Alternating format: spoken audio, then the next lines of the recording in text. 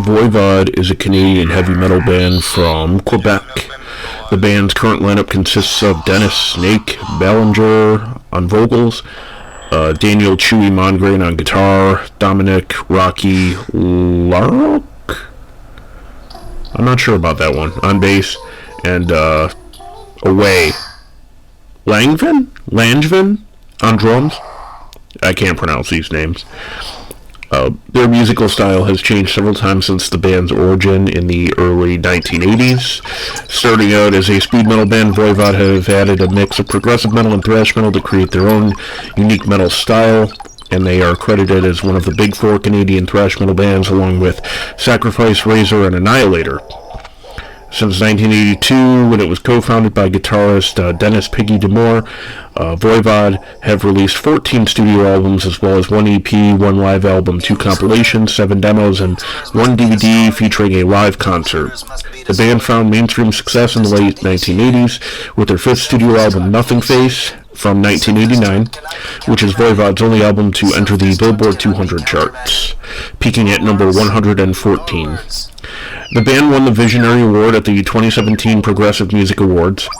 Voivod's most recent studio album, The Wake, was released in September 2018. The album won a Juno Award for Heavy Metal Album of the Year. What's up, guys? Mike Marlinsky here with the Metal Webzine. Welcome to episode 18 of All the Metal Podcast, although tonight we'll be referring to this as All the Metal Vodcast. Tonight we'll be discussing Voivod. I'll be calling Greg in just a moment. I have 10 of my own questions prepared for him, and then I have some guest questions and topics that we'll be taking from Rob Burke from Music Matters. Awesome record store in Niagara Falls. And they've been open all pandemic long, by the way, just so you know, one-band business and all that. And our other guest topics come from Glenn Zimanski from Tynes, the local band Tynes. Awesome local hard rock, classic heavy metal outfit. So, just hang with us for a few moments while the phone rings, and we are going to start this episode and get into the Vodcast. Welcome to Voivod Talk. Enjoy.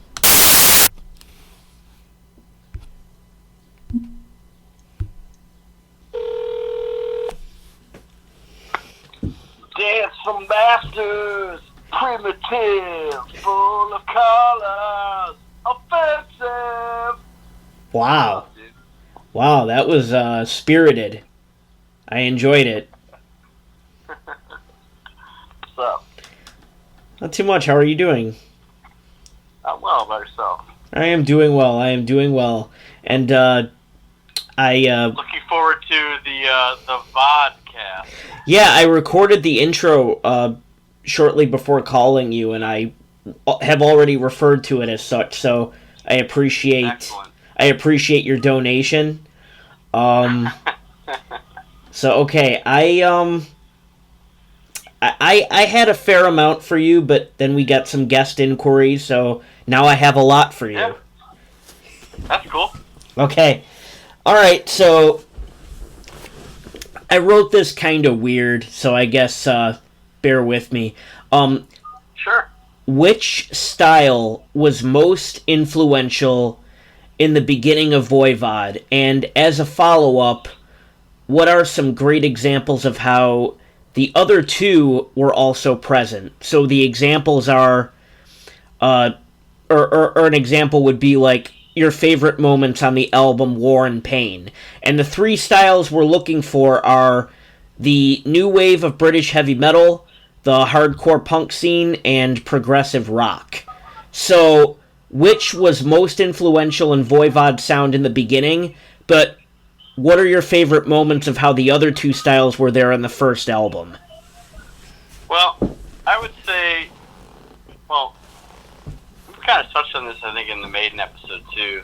You know, the new wave of British heavy metal sound, anything that kind of sounds like Maiden or something like that, people just call the new wave of British heavy metal sound, but like we said in that episode, it's really just like a a handful of bands that kind of all, at least the best ones, they kind of all sounded different and had their own sound. Like Iron Maiden sounded nothing like Venom, but essentially they're a part of the same movement. Sure. And Motorhead is kind of one of those on the cusp bands that could be considered part of that movement, although I don't think really many people do, because they're kind of before it really kicked off. But I would say that on War and Pain, I mean, it's predominantly like kind of very heavy on new wave of British heavy metal, like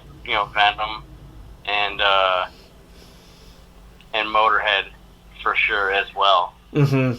I mean, there's definitely some proclivities to some of the weird stuff that they would get to a few albums down the line, but the great thing about War and Pain is that it sounds like the album cover looks. Yes. I mean, it just looks like this really primitive, grinding, just like raw, primal kind of thing. Yep. So, yeah, pure aggression, man. The Yeah.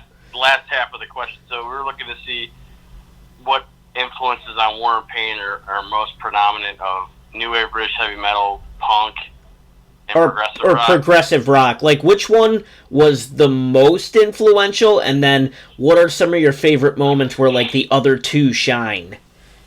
Well, I would say that, definitely progressive rock is the least prevalent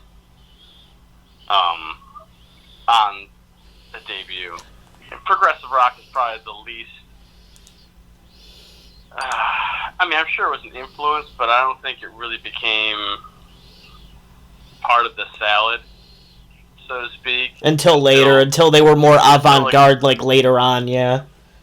I would say it probably started peaking its sticking its head out maybe a little bit more on Killing Technology. Yeah. And then definitely more so on Dimension, Hatteras, and absolutely the apex of that is the Nothing Face album for sure. So, as far as War and Pain goes,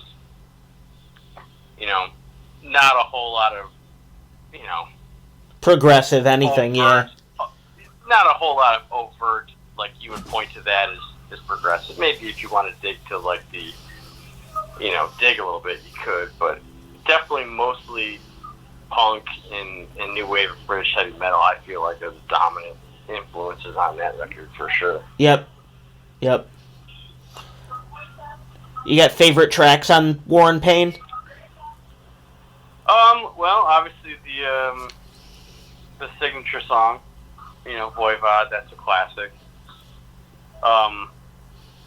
Blower is another great song, because honestly, it's kind of a weird, kitschy thing, but there's definitely an element of the broken English on that record. Yeah. Which kind of adds to the... It gives it more personality. Definitely personality, but it adds like an element of like craziness or zaniness to it, Yeah. Like these guys are just going for it so hard in their second language, and they're just trying to, they're doing the best that they can to try and make it work and be discernible or understandable, and it just sounds wild sometimes. Sure. Blower is cool because that was, I don't know for certain, but I know that like Blackie's bass became known as like the Blower bass, and I don't know if that was as a result of that song or there was the influence of that song. Sure. But I always thought that was pretty Either cool. or, yeah. Yeah. Okay. It's Suck Your Bone is cool. That's definitely very much like a Motorhead song. Yeah. You can definitely hear a lot of that kind of hard rock and roll influence. But War Pain is definitely, it's not in my favorite era of the band. Sure. But it's definitely in that time period. It definitely has like a character you think about the records that were coming out at that time. Right. It definitely stands out. It stands out for that time. Mm-hmm. And actually even today, because it has there's an energy to it. Yeah. They were just going for it. Raw aggression, right. Mm-hmm. Think of the template for that kind of music that existed before it did. And it's really not a whole lot of bands. No, not really, like everything no. else, it's a progression, it's an evolution, but, as far as what sounded like Voivod before Voivod, right. There's not really... It's a short list, right? I think their influences are easier to discern and point out on a record like War and Pain than maybe by the time you get to like a Dimension Hatros or Nothing Face, when there's really not a whole lot of music or any sounded like that before Voivod did. Sure. Yeah. So when we talked about this previously, you were saying that you consider Voivod as having like 5 eras. So who is your favorite lineup in the history of the band? Oh, my favorite lineup is definitely going to be the classic lineup. Snake, Piggy, Blackie, and Away. Like, that'll always be... The original, yeah. Mm-hmm. That'll always be the best. Because that was the lineup of my favorite era of the band. And it's just, there's magic there. Yep, sure. What they created... Set the tone for the rest of the discography. That was the foundation, yeah. But that's the thing, though. I think it was, Dave Grohl, I think, said it best. They were a band that didn't really let grass grow under their feet. Sure. To speak. Yeah. Like, just when you kind of thought you had, like, a handle on what they were. Yeah, they kept it moving and they kept changing and evolving, yeah. They would probably shift a little bit. They definitely fuck with people, and so yeah, they're definitely in my opinion, they got 5 eras, and they're all pretty unique. Sure. At least to my ears, true. Yeah. Definitely. Right. So one of the guest questions was from Rob at Music Matters, and he just wanted to simply ask you Piggy or Chewy as a guitar player. Oh, you're probably biased because of your lineup choice, but... Well, it's kind of... Well, Chewy's great, and he's a spawn of that scene of, Quebec extreme music, which is just full of sicko musicians. I know... Oh, yeah, for sure. Chewy was in... Gorguts. Yeah, I was just going to bring up Gorguts. Like, Montreal is such a crazy scene. Yeah, he was in Gorguts. He did time in Cryptopsy. He had his band before he was in Voivod was called Martyr, and they were kind of... He's very much a disciple of the Piggy school of guitar playing. But in situations like that, I always got to yield to the teacher, And yeah. Piggy. I never heard a guitarist like that before I heard him. Yeah, very unique. Yeah, that's actually my next question. Like in what ways, if any, has Piggy influenced you as a guitar player? Like things that you've written, like whether it be like the dissonant chords or like unconventional minor chords, things like that. I would say, just really anything kind of. I don't know that I'm necessarily good enough to really be able to write anything like him. Cause he just had a brain and a mind for riffs and composition that is just totally unique. Mm-hmm. Like he had a way of really. If you listen to the Nothing Face album, there is some stuff on there that is just like holy hell. It's just amazingly complex musically, but it's also very, very catchy and very compositionally sound. Like they're another band that was in that territory that, another Canadian band. I think it might just be a Canadian thing. I don't know. They were in that era of breathing the same air as Rush, where they could really be complex musically, but also really palatable. Super catchy. So many of the songs, especially on like Angel Rats, such a catchy album. But as far as really how I've been able to apply any sort of Piggy's influence in any of my bands that I've been in, I really haven't been able to explore any of the kind of the more nuanced proclivities he had. It's really, because obviously a vast majority of the stuff I've played has been heavier. So really, if there's been any influence I've been able to kind of include in my music, it's probably just more of the more dissonant kind of stuff. Yeah. Although he's definitely got a whole lot more to offer than just dissonant and chords and stuff like that. Although that is his calling card for sure. Yeah, and incorporating it into like speed metal and prog and everything else that Voivod was over time. So, like, an interesting thing about Quatorze as an album was that it was like I've read this and I've heard this, like, and I've done my own research, and like it seems to be an album that was loosely or maybe mostly based around riffs that Piggy had left on his deathbed, so to speak. Entirely. So like, where do you rank that album? Like, when you think of the 14 studio albums or whatever, like, where do you rank that album? Honestly, I just bought it. Did you really? Yeah. So I'm really, I'd heard it. I've heard it. I mean, that's the only record I didn't have. But I heard all their stuff. It was just one of those records I never really got around to buying. So I have. It's not like I'm unfamiliar with it. To give it an actual ranking, though, I mean, I would have to put it pretty low just because I'm not as familiar with it as really any of the other ones. Sure. But I thought the concept of it was pretty. I was pretty young when that record came out.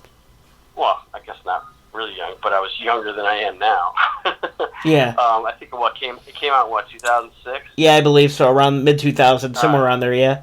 So I would have been 24, and I remember thinking that was really unique that they could do that. I think they just took. I think they recorded it at.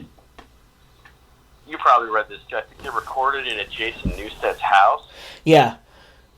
Into the laptop, and they did the bass and the guitar tracks, and they just brought the laptop into the studio and they fed it through a guitar head and they reamped the guitar. They reamped all the riffs that Piggy left behind. Yeah, but there was no, like, I don't think any of them were recorded to a click or anything like that, so they really kind of had to just... They had to kind of mold to what was on the laptop, yeah.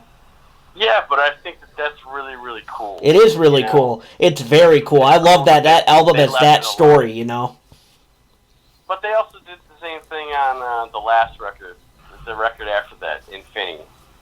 It was the same kind of deal. He had like 2 records worth of material left on that laptop when he passed. So yeah. They did the same thing with Infinity as well. So. Sure. So, and I enjoy I don't know if there's like a French pronunciation to it or whatever, but I enjoy that record a lot. Infini. Yeah. Sure. I enjoyed that record more than the one that came after it, Target Earth. Oh, right, Target Earth, yeah. Yeah. Yeah, I watched a few videos from that one today, just trying to brush up for this, and, like, the band has very interesting visuals, like they've always been.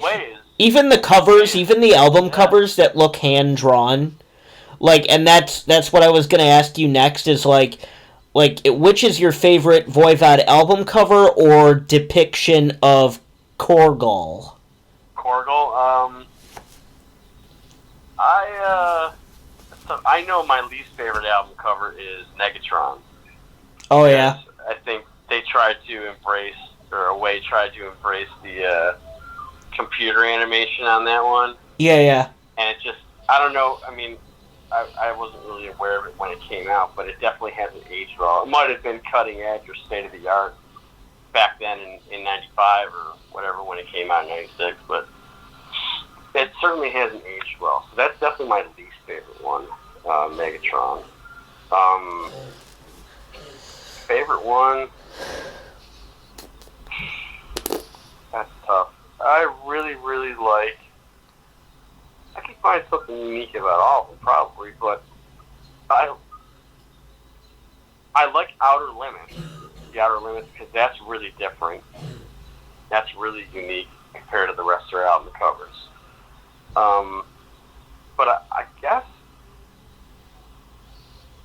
even more so than War in Pain, Roar, that album cover looks like what the album sounds like. Sure. It's like this big mechanized just like war machine. Yeah, it's a raw, aggressive album with a very raw, aggressive cover, very intimidating cover, yeah. Yeah, so I would say that my favorite would probably have to be Roar, just because of how just primal it looks. Yep. You know, and it totally fits the music as well. It really ties it all together. I always thought that was, you know, an element of the band that, you know, they really had the full package. They were the total package. Right. They had a visual element, even if they weren't like a particularly visual band. Yeah, you know what I'm saying? Like Iron Maiden had a visual element, but they weren't like a visual band. I think that's why they went with the whole Eddie thing, because I don't think they thought image-wise that they were particularly strong, or management thought. So they wanted to get a mascot, and with Voivod, they were kind of minimalists about the mascot thing. Yeah, it was definitely like Korgel wasn't like their Eddie. No. And to a degree he was, in the fact that, you know, he was on a lot of the album covers, but it wasn't like he was like you would see a Korgel running across the stage in the middle of the set. No. He was just more like a figurehead for album covers than he was like part of the scenery. Sure. You know. Yeah. You know, Mm-hmm. and he's not on, you know, every album. He's not on every album, so it's not like a staple. No. Yeah. Yeah. So again, as a guitar player, this one's pretty involved. So, name your top 5 Voivod guitar moments when considering all 14 studio albums. Top 5 guitar moments. Could be a solo, could be a riff, could be absolutely anything. A segue, transition, passage, you know, you name it. Well, oh boy, that's quite a sample size to choose from. I don't really know that. Well, let me just peruse my Voivod playlist. Yeah, looking at the song titles helps for sure.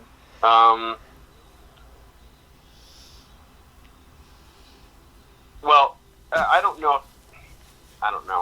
A lot of these moments are kind of wrapped up in other moments that are great. So I think I could only probably give like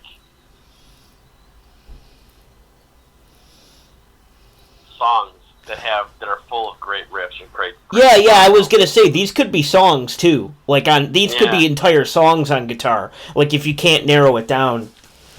Well, first and foremost, I'd have to go with Tribal Convictions, because that was the song that really hooked me into Voivod, and it's a song that Sepulfile covered a couple times, and that was a lot of fucking fun to play, and more importantly, learn how to play, because, you know, it's one thing to hear how a song goes, or hear how the riffs are played, but it's another thing to really actually play the riffs and then you really get an idea, or not an idea. There's no way you can get a full understanding of the geniusness that was Piggy in one song, but to play his riffs, you get an idea or semblance of an idea of how he was approaching, guitar for Voivod, at least in that era. And it was very, I already knew it was definitely not typical to metal or rock or anything like that, but you have to get in his you're head. sitting down and you're playing it and you're trying to learn it, and you have to make your fingers move in a way that isn't natural for you. Sure. There's no way you're not going to learn something doing that. There's no way you're not going to get better doing that too. Mm-hmm. Yep. Yeah, so versatility. That was a lot of fun. Tribal Convictions is definitely number one. See, the thing is, I could do all of these moments just from the Dimension albums, but I'll do Brain Scan as well too. There's so much weird, quirky stop-starts in that song as well too, and that's just a classic. Let's see what else we got here.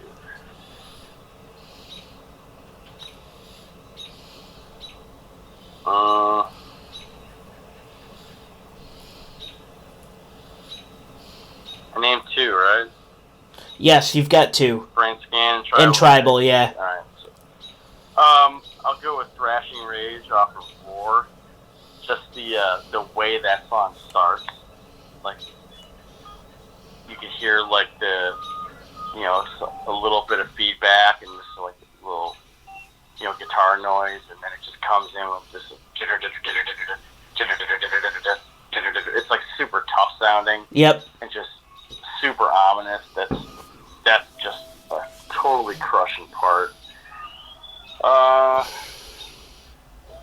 would be three. I should probably get something from the Eric Forrest years too, because that was pretty. There's a lot of riffs going on there.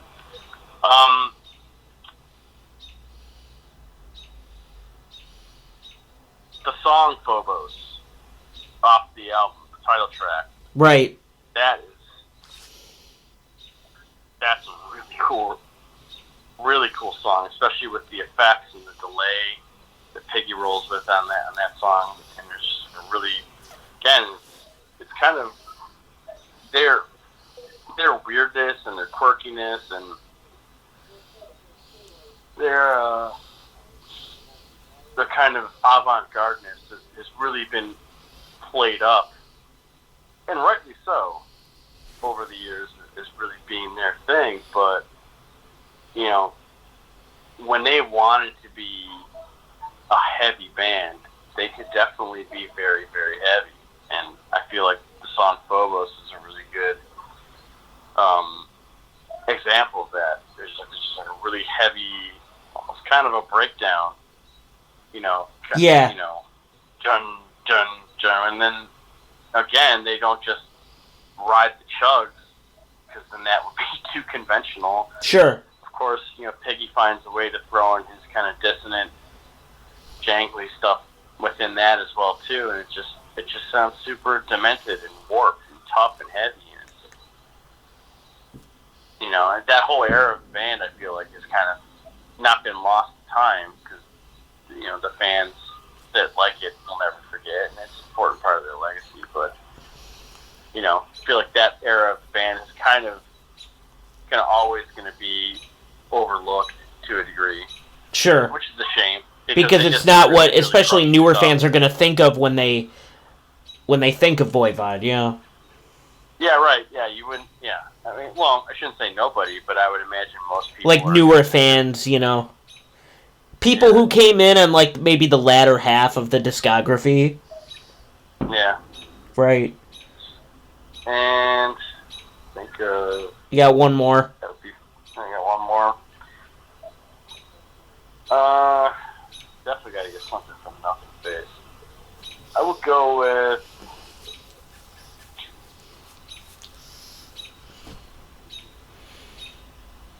missing sequence.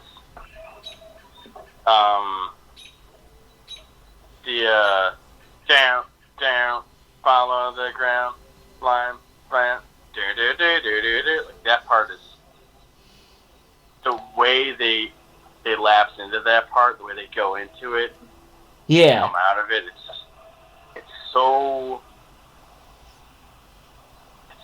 just so weird. Yep. You know, it's creative. It's so, yeah. I keep using that word quirky, and I don't know if that's the right, adjective. It's creative.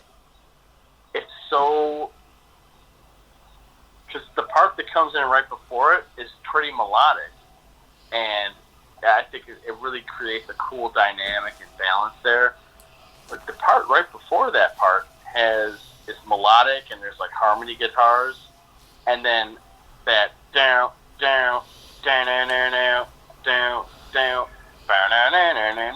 the way they slam into that, it is like the opposite of the part that came before it, which was very melodically strong. Yeah. And then they slam you with that part, and it's just like super bizarre and weird sounding.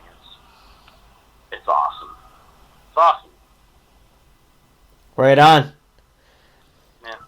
Okay, so why is, I don't know, I guess it's like a broad question, but why is Dimension your favorite Voivod release? You had told me that earlier, that was your favorite. Like, what is it about that album in particular, or, I don't know, I guess just go ham on that album and tell me why it's your favorite.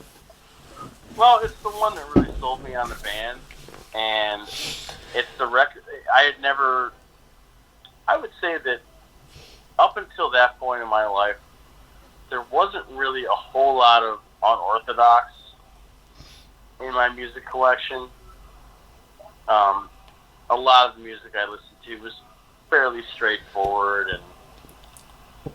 and around that same time period, I think you can only hear something so many times, and done by so many different people before I think just naturally your brain or whatever wants to maybe hear something different.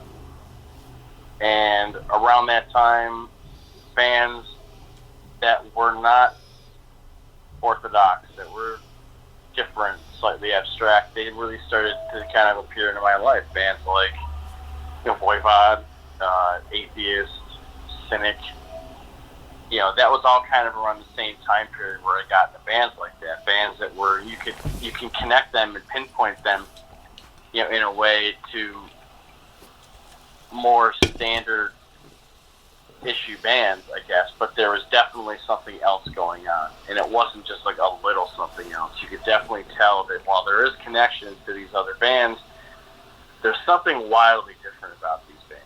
And even more so than Atheist, and even more so than Cynic, I really latched on to Voivod because for how much I love, death and thrash metal, I think at my core, I'm very much like a traditionalist as far as song structure is concerned. And in that era of the band, which we kind of touched on earlier, Voivod really was the masters of, kind of like Rush in a way, where they were really able to just outplay everyone. Yeah. But present it in a easy to digest and understand, 3.5, 4.5 minute long song. And I think on that record, Dimension is really where they first nailed that. Because the record before it, like I said, like you mentioned earlier, I consider them being a band with 5 eras. The Killing Technology album was really the culmination of their thrash, for lack of a better term. Because people call that old stuff thrash, and I guess to a degree it could definitely be considered that. I just never really considered them a thrash band. But well, aren't they? A thrashier record? Yeah, if someone wanted to call Killing Technology a thrash album, I wouldn't hate on it. I just struggle to... Isn't Voivod considered one of the big 4 of Canadian thrash? I guess so, but they're a band who I just don't really feel comfortable. I don't want to say marginalizing or anything like that, but they're just not a band I feel comfortable really subgenreing, I guess. If you want to call them a metal band, I could deal with that. Yeah, that's fair, because that covers a lot, right? Rock band. Yeah, but I never really wanted to put them in any sort of subgenre because they kind of supersede all of it. You know? And the subgenre is Voivod. Yeah, exactly. They're their own universe. They're their own thing. And while Killing Technology was definitely the end of, to me, era one, it was super aggressive, it was fast, and I think even Away said that by the time they got to that record, the rest of the band had kind of caught up to Piggy as far as being able to keep up with him, you know, on drums and bass. And that record is just it is just chaotic. But it's still very, you know, it's not like they're not catchy moments or anything, but it's just a super aggressive record. And I feel like by the time they got to Dimension, they still had that aggressive element, but it was really starting to become much more in line with, I don't know, catchier songs to a degree, and just hearing great musicianship and weird musicianship in palatable, you know, easily to digest songs in a way. I wouldn't say easy to digest, but that to me is awesome. If you can have that catchiness and that abstract, weird vibe, I mean, to me that's money in the bank. Yep. And I think that's why I took so hard to Dimension when I got that. It was the right place at the right time. Yep. You know, like I said, I've been listening to so much just standard thrash metal, standard death metal, standard hard rock, standard heavy metal, you know, for forever. And, you know, my brain had just wanted to hear something different. And yep.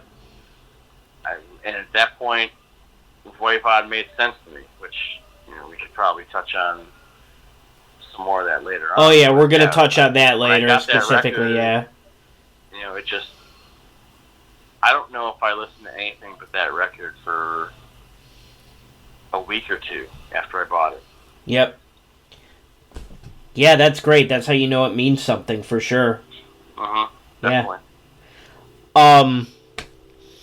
So for this next one, I was kind of hoping you could educate me on something, because Voivod is a band that I never really gotten too into, but like I've seen them live twice, and I've kind of like sifted in and out of their realm over the years. But why was Blackie forced out of Voivod? And I purposely didn't look this up because I wanted to hear your answer.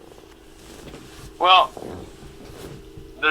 he's been out of the band twice now. Yeah, I know it happened twice. Is that you're talking about the most recent time, or back in like '92? No. The most recent time when it was released I think they said in a press release back then that he was forced out of the band. Yeah, I mean, I don't really know exactly. I had heard it was kind of a business thing involved. I'm sure King Folly would know exactly. Yeah. Sure. But I probably read the same thing everyone else did, right? So it was kind of, you know, they were on opposite sides of the fence business-wise. Like a difference of opinion about how to manage the band? I think that's what I read, which is a shame, because I really feel like his bass playing was a big part of their sound. Yeah. You know, one of the things I really liked about the band, you know, the way that they utilized like the interplay between the bass and the guitars. I always thought that was really awesome. So I think I was bummed out. For sure. That happened. Yep.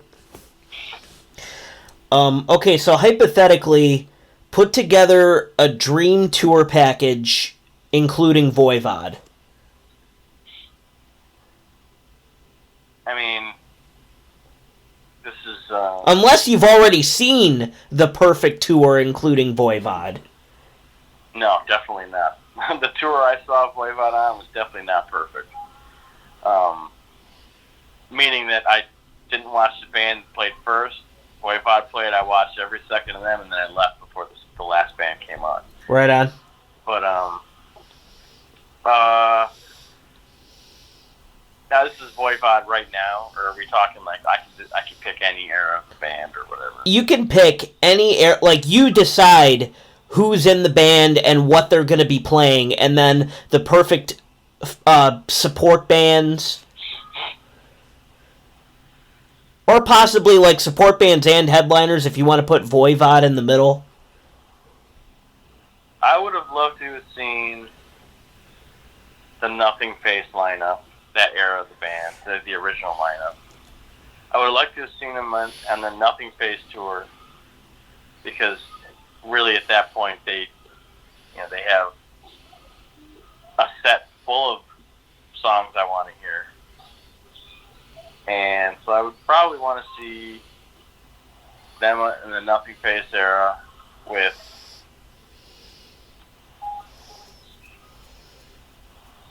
I wouldn't want to see them with anyone else. I would just want 3 hours of Voivod. 3 hours of Voivod in the Nothing Face era. Yeah, because I mean at that point they would just be playing, the first 6 records, first 5 records. So Sure. I just, again, I really struggle to put them in league with anyone. Right. I know the tour they did on Nothing Face was really ahead of its time. They did it with Faith No More and Soundgarden. And that's a tour way ahead of its time. Yes. Sure. Yes. But yeah, I can't imagine, I don't know.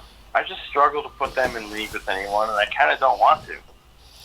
I remember Metallica when we were kids. They did an evening with Metallica, which was just 2 or 3 hours of Metallica, and I would just prefer to see Voivod, do, I don't know, 3 hours is an awfully long time for any band. I don't know if there's really any band I would want to see play for 3 hours. Maybe 2 hours of Voivod? Yeah, maybe at most 2 hours of Voivod. I feel they have enough material that's catchy and hooky enough to kind of sustain my interest for that long, I think. Right on. Yep. So yeah, I guess that's kind of a cop-out answer to really not want to put them with any other bands, but I just don't. Well, that's why I asked. That's why I asked that question, because they are so unique, and it's difficult, them by themselves, because when I did see them on the tour package, I didn't really give a shit about the other 2 bands. Yeah. And I honestly, I kind of don't want Voivod. It doesn't matter how much you like a band. If they're on tour with other bands that you also like, that could diminish impact. Yep. I wouldn't want to see, Voivod headline over, 85, 86 Slayer. Oh, yeah, of course, yeah. And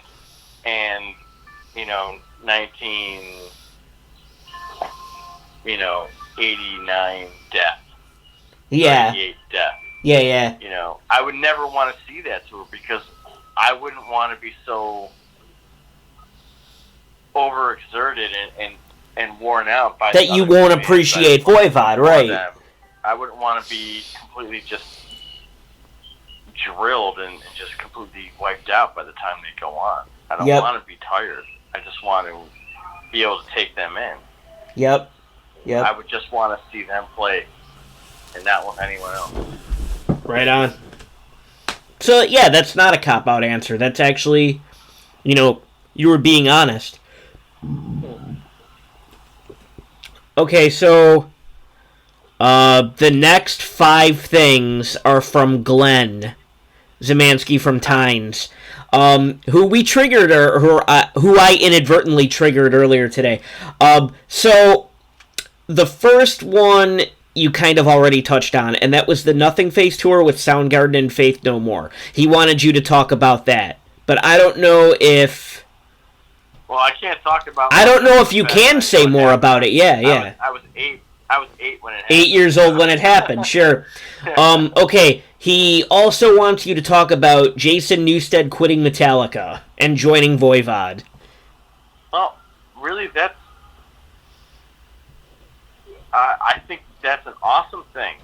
And yeah, it really was a fucking awesome thing, dude. It really shows that the music comes first with him. Because that really put a lot of eyeballs on Voivod after that. It really did, yeah. Yep. And I had heard of Voivod prior to that.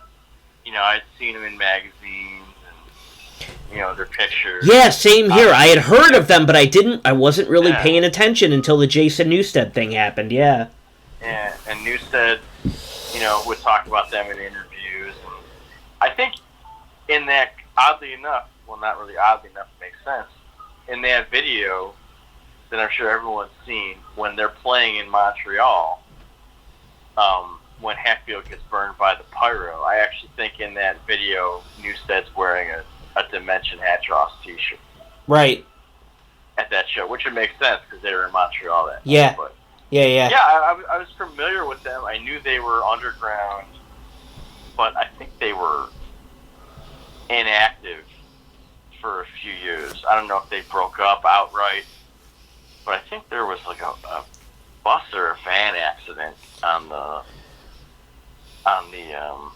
Phobos tour, and the singer at that time, singer and bassist Eric Forrest, got injured really, really bad, and I don't know if they were broken up or just on a really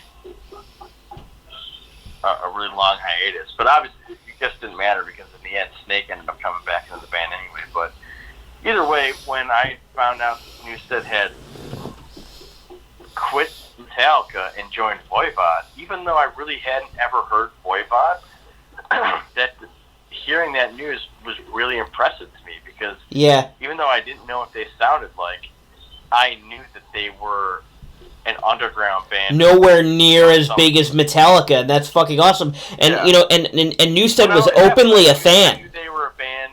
They were a revered underground band. So yeah. To me, I thought it was awesome that he, it did, validate that it is all about the music for him. Yep. Because, he didn't have to join that band. He could have just, he did whatever that shitty Echo Brain band. Yeah, he did Echo Brain, and then he said something in an interview about how he could live off Metallica royalties for the rest of his life anyways. But yeah, probably. So yeah. Really, it was that Voivod was a passion thing, but I thought it was cool that he was, he was just another guy in that band. It wasn't like, he just, they gave him his own moniker, Jay Sonic. They made him just another member of the Voivod universe. Yep. Which was cool, and unfortunately it didn't really get a whole lot of, he played on 3 records, but, there really wasn't a whole lot of touring because, unfortunately Piggy passing away. But, I would have liked to have seen, him gotten some more time with that band, on an active level. I thought, it definitely wouldn't have hurt them. Right. More to have him around more, for sure. But I thought it was awesome that he did that. Which was your first? Cool. Which was your first live Voivod experience? I actually never saw them live until last year. Until the Yob show. With, Amon Ra and Yob. The Yob show. Okay, so I can't ask you this next question then. Okay, so Glenn also wants you to talk about Vector trying to steal Voivod's logo. Well, here's the thing about that band. Obviously they're kind of controversial at the moment because of the problems the singer's been having. But I think musically they're cool, and you could definitely tell that they're influenced by Voivod, but the overt kind of jocking of the logo, it doesn't really sit with me when bands do that. It doesn't sit well, I should say. To me, it's like, are you going to be so obvious? Sure, it was blatant. Like, at least have some chill in your game. Like, don't just hey, if they're proud, of their worship of Voivod, of their decision to, yeah, if that's all they want to be, is known as just an attempt at a Voivod clone, or just someone that's really heavily influenced by Voivod, great, good for them, or him, if that's all he wants to be known as, then if he's able to accomplish that, then who the fuck am I to, besmirch that from anyone? Sure. But, it's by far not the most objectionable thing he's ever done. Right. But just for me, it just doesn't sit well for me when bands do that. Like, I would never ever. Like, I saw them play at Funeral Home, and they were great, and they were, considering the kind of music, they were like amazingly tight, but I just could never ever see myself wearing one of their shirts just because the logo is so blatantly derivative of the Voivod logo, and it's almost just like, why I'll just wear a Voivod shirt, Yeah, of course. Yeah, there you go. Walking billboard. That's good enough. Yeah, exactly. Okay, the last thing Glenn would like you to discuss is Buffalo saying Voivod didn't belong on the Yob tour. That was so fucking stupid.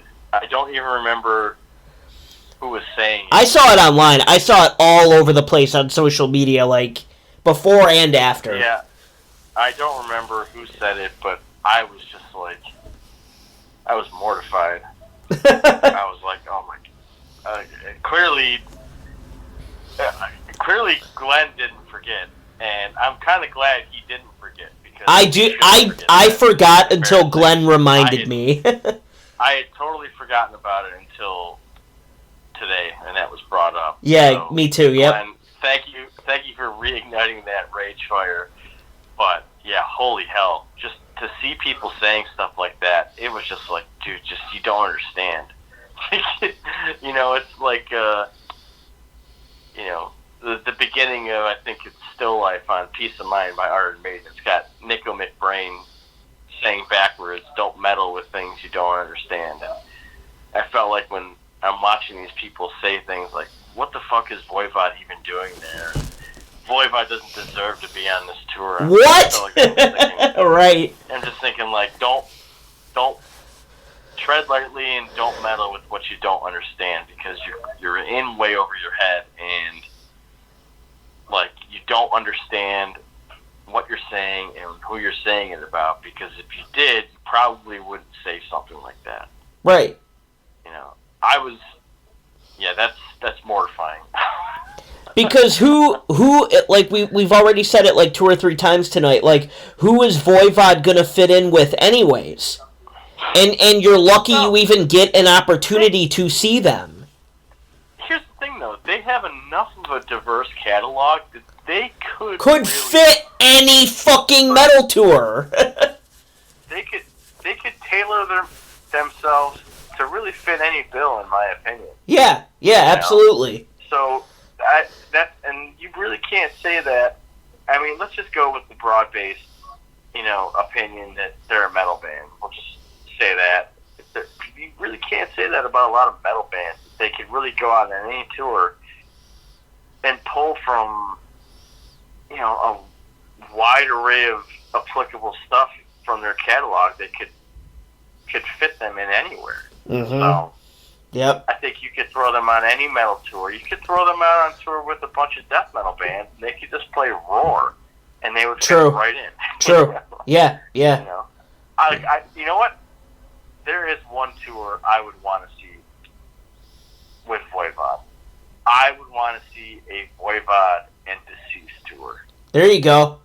That's a tour I want to see because Deceased are incredible. King Folly is definitely the biggest Voivod fan I've ever seen, and that band they are spiritual cousins to Voivod in so many ways.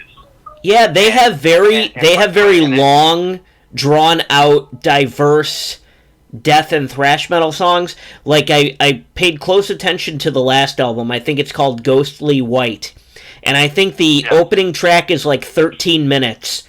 And in those 13 minutes, like I fell in love with just that track. It explores so many regions of metal, you know. So like that's actually a really good point. Those are two bands that absolutely should play together.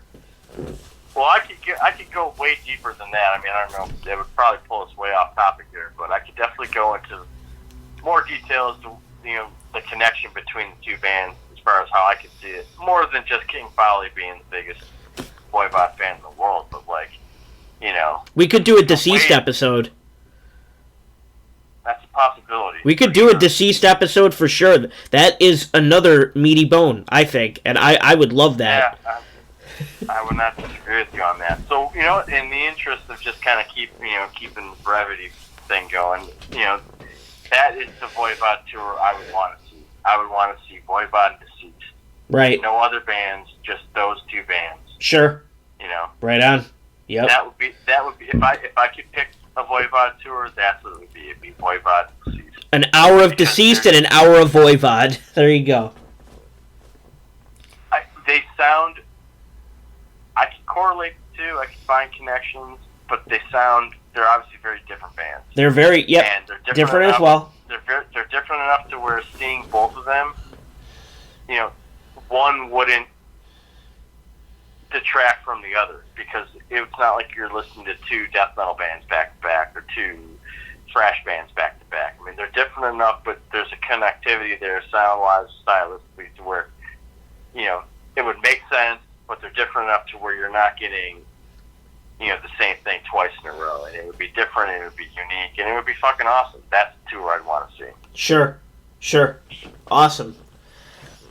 Okay, so we're at almost an hour, so I think now would be a good time to ask you about your personal history with Voivod. All right.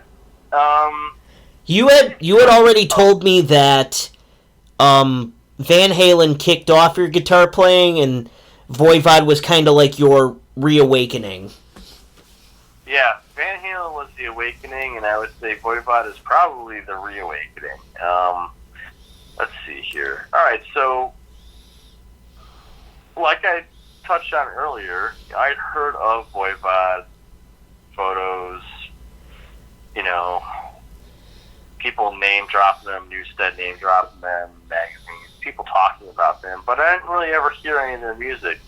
And then, obviously, when I was younger and before you're really privy to, the whole underground thing, you're really only aware of, the gateway bands, that are kind of on the upper level as far as like bigger bands are concerned. And obviously, as it was, a younger dude, and this is really before everything was, internet was definitely big, but it's not like it is now.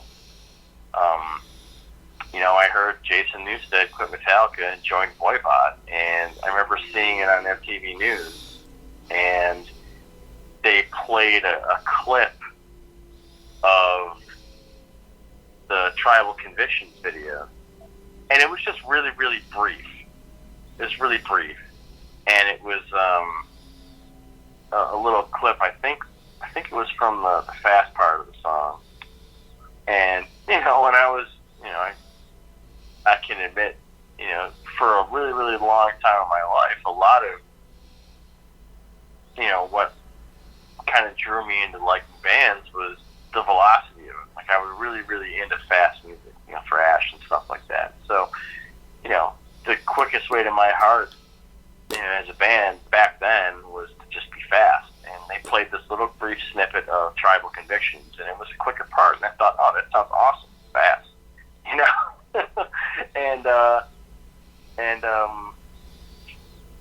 trying to remember, that would have been 2001 or 2002, I think. And I think it was shortly after that, because this is really before, there's no YouTube where you can't just go type in a song and hear it. There's file sharing at that point, and that's still kind of new. I'm trying to remember how long after that. I think it might have been a little bit after I saw that. I decided to check them out on like Kazaa or something like that, one of those file sharing programs. Guaranteed to, blow up your parents' computer with viruses. Right. Right. Yep. And just completely fill up the hard drive. But I was never really a big fan of the file sharing because still to this day, I'm very much a believer in buying physical media. I only use file sharing as a means to check out a song from a new band before I committed to buying a record. I never downloaded entire records, but it's a way to screen. I think I went to go download Tribal Convictions, and I don't remember, but it wasn't. I didn't end up downloading it for whatever reason, and I saw a song with the title "Killing Technology," and I was like, "Oh, that sounds really cool." And I, at that point, I had read up on Voivod online, and people were talking about what their classic records were, and what kind of sound they had. People were talking about Killing Technology's awesome thrash record or whatever. So I downloaded Killing Technology, and I'll never forget, as I was listening to it, well, first of all, the vocals were they were not typical, metal vocals, and the riffing was definitely not typical thrash or even metal riffing. It was a lot of stuff on higher strings. It wasn't just on, the chunk strings, like the 4, 5, and 6. The right. String. There's a lot of other stuff using all the strings. And I'll never forget listening to this and saying to myself, like, I'm going to need to come back to this. Because I identified that there was something unique about it, but it just didn't, it did not compute. Yeah. And I'll never forget saying, like, keeping that song on my parents' computer, saying, you know what, this isn't me now, but I feel like it might be me at some point later on. Yeah, I know what you mean. I know exactly what you mean. It's weird. It's weird to have that kind of awareness, I feel like, because it was just like, I knew there was something unique about it, but it wasn't something that I got. But I knew that there was something. Yeah, you weren't ready for it yet, but you knew you would be one day. Yeah, I was not ready for it. Well, I didn't know that I would one day be, but I knew that I would probably be better equipped to give it a second glance when I was older. I didn't know for sure that I was going to like it later on, but I knew I was going to be better equipped to give it a fair shake later on, at the very least.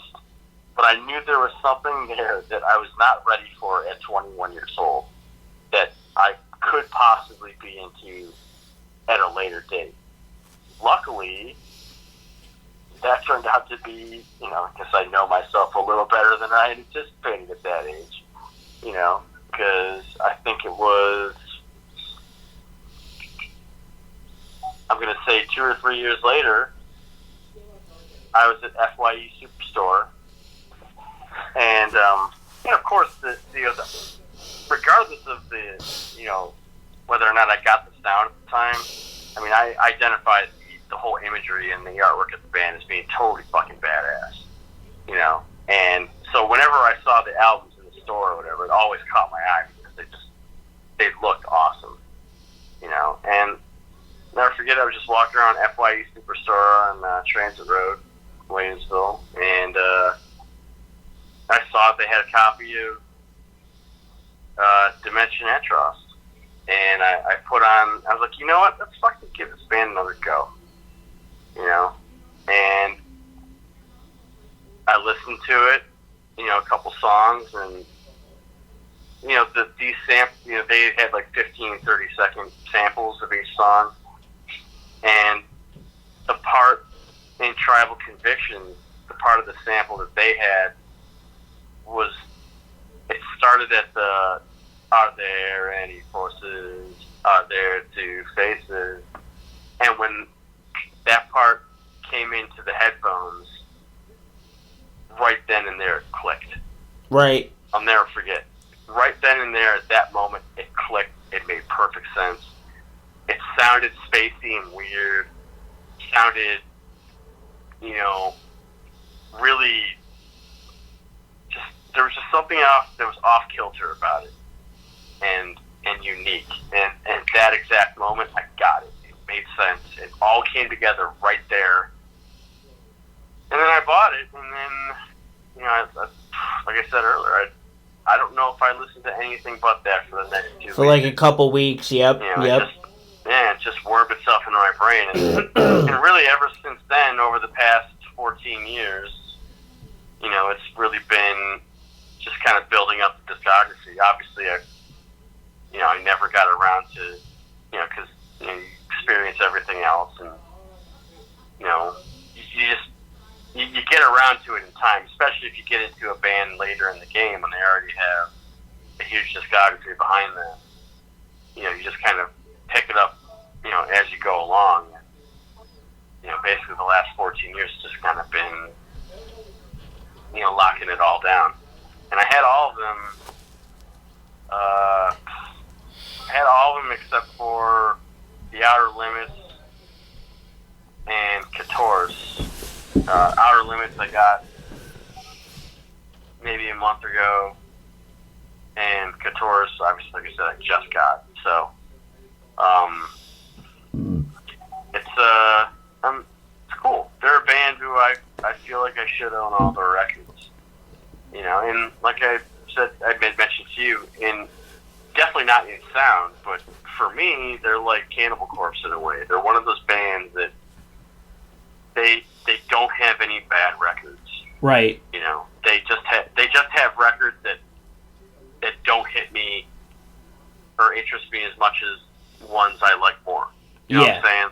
Right, but none of them are bad. There's not one Voivod record where I can say, oh, this record sucks. This record is just crap. The songwriting is bad. That doesn't exist. You know, and I don't anticipate it ever will. You know, hopefully, you know, but like, there's just records that just don't hit me for whatever reason, like other ones, you know. So basically, that's really been the last 14 years. You know, it really changed. You know, with Dimension, and then obviously with Nothing Phase, you know, it really kind of changed the way I approached, you know, looking at music, because although I wouldn't consider myself a progressive guitarist or musician by any stretch of the imagination, but, you know, the way I write is very, very straightforward. I enjoy verse, chorus, bridge, chorus type stuff. I like that conventional, you know, song structure because it is, to me, more memorable. And, you know, at the end of the day, I'd like to hear stuff that gets its hooks in me, you know, that stays with me. That stays stuck in my brain. And Voivod was really a way to just really get hooks in you, but at the same time, really kind of blow you away with how well it's played. Yep. And how weird it is. And how different it is, talented.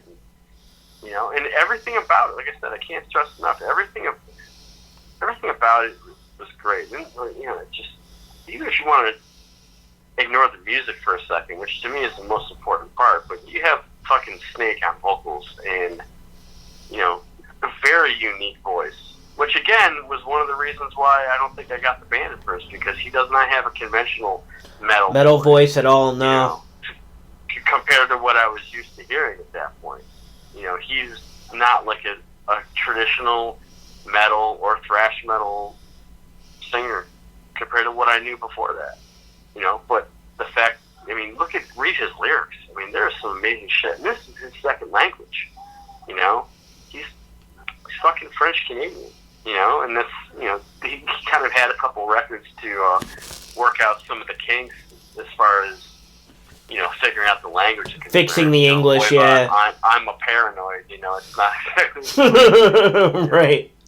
Perfectly executed English right there, but you know, some of the stuff that he's written in his second language is mind-blowing. And I think that because he's utilizing the English language as an outsider, as his second language, I think that allows him a way to verbalize it in a way that's unique to us, that we don't understand, because it's the language we were born speaking. Yep. You know, so we have one way of approaching it, which is just the way we've been doing it our whole life. This is a guy who, you know, probably didn't speak much English until he was, you know, in his 20s. Yep. You know, or late teens. So he has a different approach to using that language, which, you know, you just can't compete with if you speak that language your whole life. Yep. You know, if you spoke that language your whole life, you approach it the way you've been trained to since as long conditioning, as since your first word. And so just everything about that band, musically, on every aspect, guitar and bass, drums, the imagery, the vocals, it's the just lyrics, it's been really, really, really rewarding for me to pursue all these years. Like, you know, the past 14 years, just building up the discography and getting the records I've been missing, it's always been rewarding in some way. Like I said, there's records that, you know, I've heard that just don't hit me, you know, as much, and maybe they don't get as many listens, or they're not the records I go to or I reach for when I want to hear the band, but there's always something there. You know, there's no Voivod records that I listened to once and then never listened to ever again. Wow. If anything, there's maybe records that they put out that I did not get at first, and then over time made more and more sense. A record like Angel Rat, for instance, you know, I would say as far as their records are concerned, that's probably their most mellow record, Angel Rat. Maybe their most melodic or whatever, and consequently, when it came out, you know, I shouldn't say when it came out, because I wasn't in the band when it came out. It came out when I was like 9. But when I got the record, I was, I think, 24 or 25, and at that point, I had already had War and Pain, and I think it was the 4th record I bought. See, you weren't really ready for the poppy side, yeah. Yeah, well, it's not that I thought it was bad, but it wasn't what I had grown to appreciate about Voivod, right? Yeah, which was caustic and progressive and yet catchy, heavy and aggressive, which the 4 records I had, or the 3 records I had before that, you know, were. And so it just wasn't a record that nailed me at first. But over time, it really just, with each passing year, it's gotten better and better to me. You know? And so that to me, there's a timelessness about a band that has that ability to captivate you way beyond your initial listen. Right. And so, yeah, I mean, my story with the band is just,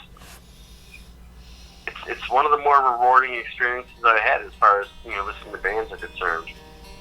Well, I shouldn't say one of the more rewarding ones. I mean, obviously, if we're doing an episode on this band, it's a band that I have some kind of a story with, or they've really impacted me in some way. Sure. So they're probably a top 10 all-time band. I would expect that, yeah. I don't even know if I can say probably. I think you could just probably say definitely. But, and they were, it was cool. I mean, it was at that time when I got into Voivod. It was just prior to me getting the Sons of Azrael, and I think ultimately me getting into Voivod was problematic as far as my mentality for being in that band at that time. Oh, you think so? Because I was starting, because at that time, the band was very, very straightforward and very, orthodox, for lack of a better word. Yeah, that makes very sense. Straightforward. And, had I joined that band a year or two earlier, I would have been in the perfect mindset for that. But Voivod gave you strange ideas. It started to give me strange ideas, and at that time, it didn't really fit. Tony he didn't really like Voivod at the time. When I first played it for him, he was really not into it that much. But then again, he was a lot younger than me. He was, when I joined the band, he was only 20. I was 24, 25. So, he kind of felt like, well, I didn't dislike Voivod. I just didn't get it when I was his age. But I think over time, he heard me listen to it enough, and also other people that he was friends with as well were fans of the band. John Angelo. I think the combination of Tony being exposed to Voivod through me, and then ultimately through John Angelo, eventually just the familiarity of that, he then got to understand it, kind of like I did. Eventually, it just made sense to him. And then, he eventually became, a huge fan of the band too. It didn't really work out, as far as us being in the same band together. Sure. Is concerned, but that was a really bonding band for him and I. We both really loved that band a lot. Actually, I put my copy of Nothing Face in his coffin when he died. Oh wow, I never knew that. That's wow. Yeah. That's a great little extra. That's a little Easter egg to throw in there, yeah. We both had it on cassette, and I think some time before that, his cat had eaten his tape or whatever. Yeah, sure. So, I put it in there with him. Yeah. That's beautiful, man. Wow, that's cool. I would say that was probably the band him and I bonded on the most. Probably bonded on the most. Yeah, probably if you're going to remove the obvious ones Cannibal Corpse or Maiden or anything like that. I would say the band that was we bonded on that was not your usual run-of-the-mill band that everyone bonds on. There's definitely Voivod for sure. Him, me, and John Angelo. We were I don't, at that time we were the only three people that seemed to really be into that band as far as in that scene or that group. You know what I'm saying? Right. So it was kind of that was our band. That was those two dudes were. I could talk to those guys about Voivod and Matt Backless too. So yeah, I would say Matt Backless, Tony and John Angelo were really the only people I knew well. Back then, I didn't really know, Glenn that well because Glenn wasn't living in Buffalo at that time, and he was in New York City by then, for the most part. But yeah, I mean that was kind of they were one of those bands, in our group. Now, I don't mean group like Sons of Azrael, just that group of people. They were not a band that everyone listened to. And so, like, if you met someone, you know, around here that was into that band, it was like, okay, well, this is rare air. You know, Sure. because not a lot of us were into it. So it was cool to kind of have a band that, you know, only a It was very intimate. Like, you both had that band in your back pocket. Yeah, it was cool that there was. I mean, because I know other people that liked the band. Like, I know Jeffers had a couple of their records, you know, but he wasn't like a fucking nerd about it, you know. You know, like, I was definitely way nuts about Voivod. You know, Tony was too, John Angelo to a degree, and Matt Back was to a degree as well too. So it was cool to have that with people because it was almost like, as a band, and no pun intended considering they're French Canadian, but as a band, they're like a different language. Yep. You know. Mm-hmm. If you can understand them, you have to learn it first. Yeah. Yeah. Exactly. Yeah. As a band, can't just fall into it, right? They're a different language entirely. Yep, yeah. For sure. Right on. Yeah. Well, this was educational for me, and I think this was pretty fun all around. Like, I think I enjoyed this episode the most out of all of them so far. Yeah, it's cool. It's a great band. They really had a huge influence on me as a musician and just as a music band in general. You know, I found other bands, while they did innovate, pioneer their own sound. I mean, they definitely had their own influences, but because of them, I found other cool bands. Like DeCroixton. They were an influence on. Yeah, Voivod's a gateway band too, for sure. Yeah. So their records are never going to be boring. They're never going to be. They're always, even though some of these records are, Warren Payne is 37 years old, so you're younger than me, and there's an energy that's timeless. It will never ever age. These records will only age in years and never in energy or mentality. Sure. There will always be something fresh on those records. There will always be something vital on their records. There will be something for generations upon generations upon generations, to pick up on from Voivod. Yeah, and like you talked about Warren Payne, like those chugs, like chunkier riffs and stuff like that. Like, that has been a consistent trend in metal every year for decades now. Like, there will always be something on older Voivod albums that are relevant, even with every new wave of metal that comes out. Like you said, it's gonna stay fresh. But here's the thing though, with unfortunately, we really can't have this discussion. The maestro of the band is no longer. It's Piggy. She passed away in 2005. I did not think it would be possible. You always, there's some people who just aren't replaceable. And he was so unique, both in approach and style and everything. And to me, I never ever thought they would be a band, or at least an active band, ever again.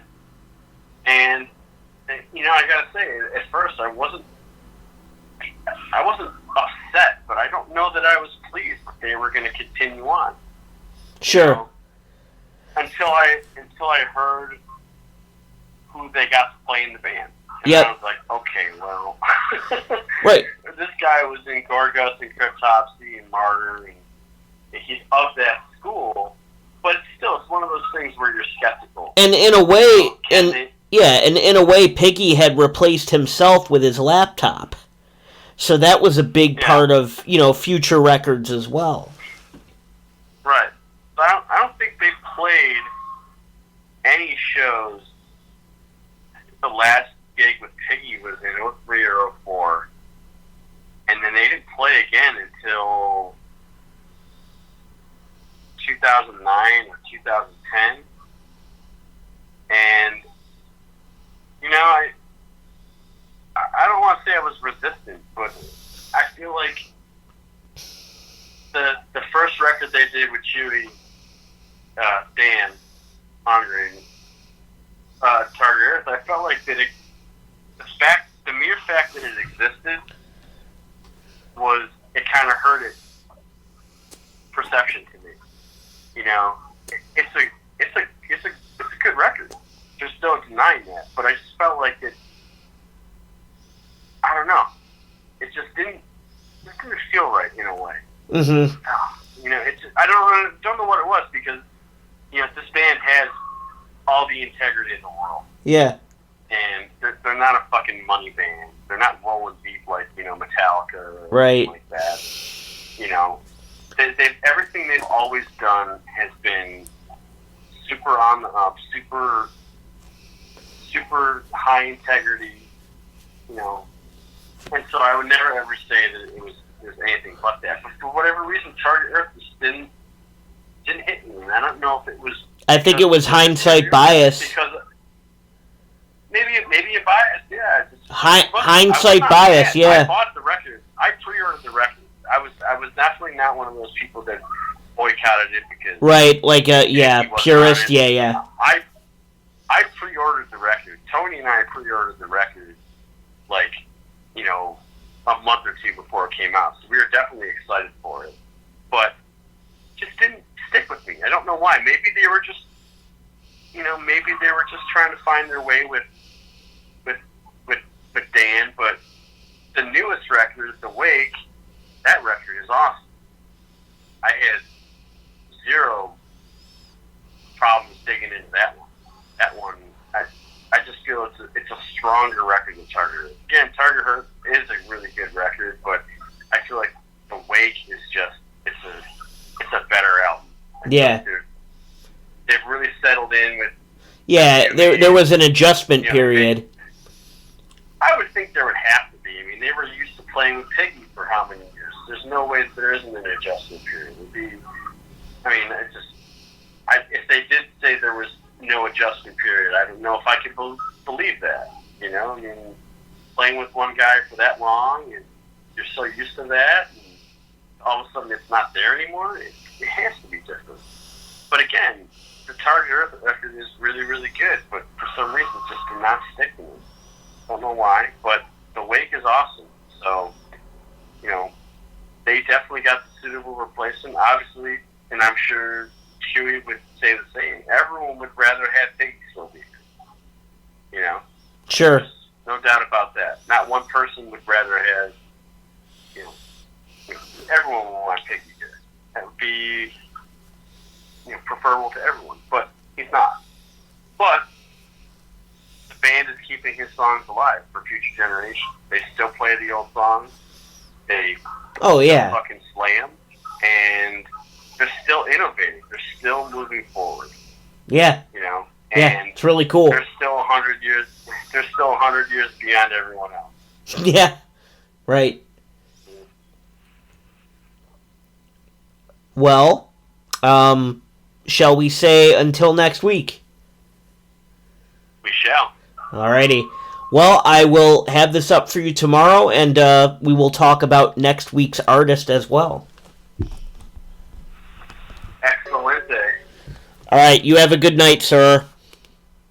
You as well, sir. Catch you later. Bye-bye.